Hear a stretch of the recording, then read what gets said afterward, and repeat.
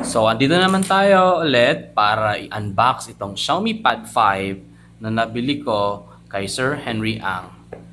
So, I'm excited because ito ay katumbas ng aking isang buwan ng sahod.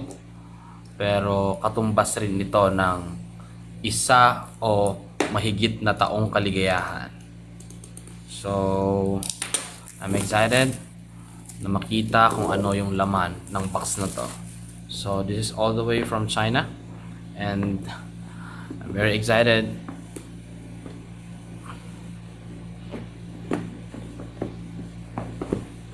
Yeah. So here comes the item.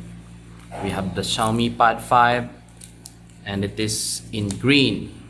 Okay. Tingnan natin kung anong laman niya.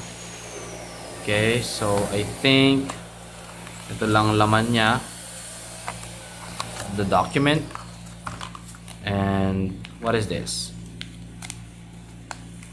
Oh, so this is a headphone adapter type C to 3.5 millimeter. And meron pa pang laman. I think wala na. So yun lang naman. So anyway, let's see and open our item. There you go. So napaka-sleek niya, napakaganda ng kanyang katawan. Wow. Wow, totally wow. Ang ganda po ng green.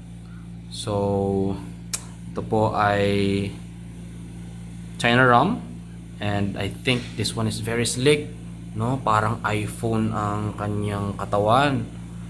Napakagaan. I mean, very handy and I think enjoy tingnan, no? So i-open na natin para makita natin kung anong meron sa Xiaomi Pad na to. Ayan, so it's powered by Android. My first Xiaomi Pad 5. So I'm planning to buy the 5 Pro 5G and wala pang budget, so ito na muna, dito na muna tayo. So, there you go. I'm excited to use it. So, good luck po sa mga bumili ng Xiaomi Pad.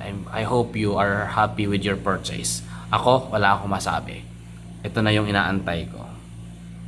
So, yun nga lang. Hindi ko alam kung paano i-set up.